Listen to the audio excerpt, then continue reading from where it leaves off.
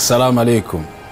Belshazzar, petit-fils de Nebuchadnezzar, allait entraîner la chute de sa ville par son orgueil et son défi envers le Dieu du ciel. Malgré les leçons de l'exil et de la conversion de son grand-père, ignorant les avertissements et les occasions de croissance spirituelle, son amour pour le plaisir et la gloire personnelle l'emporta sur la sagesse acquise par Nebuchadnezzar à travers de grandes souffrances. Le chapitre 5 du livre de Daniel relate l'épisode de la fête du roi Belshazzar. Pendant cette fête-là, il a utilisé les vases sacrés pris du temple de Jérusalem pour boire du vin avec ses nobles, ses épouses, ses concubines, tout en louant les dieux d'or, d'argent, de bronze, de fer, de bois et de pierre. Au cours de la fête, donc, une main était apparue soudainement de nulle part, écrivait alors sur le mur. Alors, le roi était terrifié.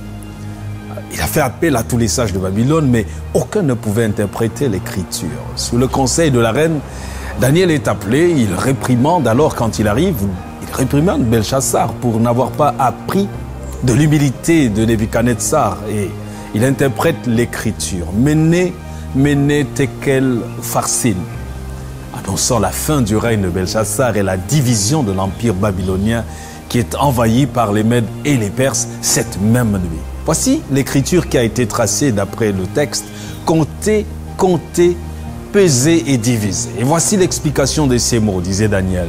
Compter, Dieu a compté ton règne et y a mis fin. Peser, tu as été pesé dans la balance et tu as été trouvé léger.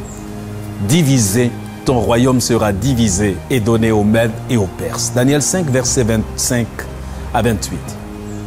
Je souhaite que notre jeunesse fasse preuve de responsabilité et de respect des valeurs sacrées. Belshazzar a fait preuve d'un manque flagrant de respect pour ce qui est sacré. Cette histoire nous enseigne et enseigne aux jeunes l'importance de respecter les valeurs et les traditions qui forment le fondement moral et spirituel de leur société. Le mépris pour ce qui est sacré peut mener à des conséquences vraiment désastreuses. C'est une leçon pertinente dans un contexte aujourd'hui où les traditions et les valeurs sont souvent confrontées à la modernisation rapide. C'est aussi une leçon d'humilité, un appel à apprendre des erreurs des autres qui nous ont précédés. Daniel 5, 22 dit « Et toi, Belshazzar, son fils, tu n'as pas humilié ton cœur, quoique tu susses toutes ces choses. » La chute de Belshazzar pourrait être évitée s'il avait appris de l'histoire de Nabuchodonosor. C'est un trait essentiel pour les futurs leaders qui souhaitent éviter les échecs du passé. As-tu vraiment besoin de répéter les erreurs de jeunesse de ta mère ou de ton père? C'est vrai qu'ils ont fait ces choses, mais aujourd'hui, ils le regrettent. Mais toi, tu les brandis comme moyen de te convaincre et de les convaincre que tu dois aussi faire ton expérience. L'Afrique, avec son histoire coloniale, post-coloniale, a des leçons à tirer. Les leaders actuels et futurs doivent apprendre de ces histoires pour ne pas répéter les mêmes erreurs, telles que la centralisation excessive du pouvoir ou même l'ignorance des avertissements économiques ou sociaux et des signaux qui nous sont donnés. Cette histoire nous montre aussi les conséquences de l'arrogance. L'arrogance de Belshazzar et son traitement des objets sacrés montrent comment l'orgueil peut conduire à la chute. Cela rappelle à notre jeunesse l'importance de rester humble et à chacun de nous d'ailleurs de ne pas permettre que le pouvoir ou le succès les conduisent à sous-estimer les autres ou à agir de manière irréfléchie.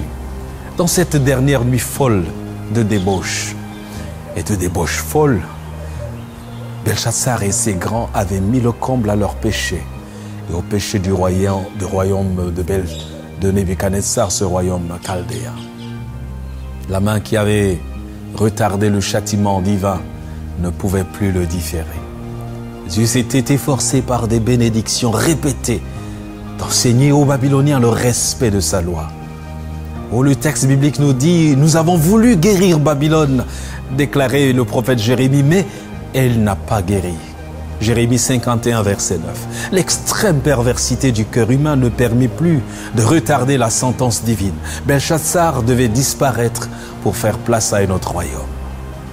J'y ai aussi vu la nécessité de la sagesse et du discernement. Les capacités des sages de Babylone à interpréter l'écriture et la nécessité de faire appel à Daniel montrent l'importance de la vraie sagesse et du discernement. Pour les jeunes, cela met en lumière la valeur de chercher des conseils authentiques et bien informés, surtout dans des situations complexes. Il faut consulter les vieillards, les vieux. Le récit de Belchassar rappelle aux dirigeants actuels l'importance de la gouvernance responsable. Dans de nombreux pays africains, la corruption et le détournement de fonds publics pour des gains personnels sont des problèmes persistants. La chute de Belchassar est un avertissement contre l'abus de l'alcool, contre l'abus du pouvoir et contre la gouvernance irresponsable. La prise rapide du pouvoir par les Mèdes et les Perses montre à quel point les situations politiques peuvent changer très rapidement. Les dirigeants africains et du monde doivent être préparés pour des transitions, pour des changements politiques qui seront vraiment très soudains, très soudaines, en assurant des processus de succession clairs et stables. Ils pourront assurer l'avenir de leur nation. Nos leaders peuvent tirer de précieuses leçons de ces récits pour bâtir des nations plus justes, plus stables et plus prospères. Que Dieu bénisse l'Afrique, que Dieu te bénisse.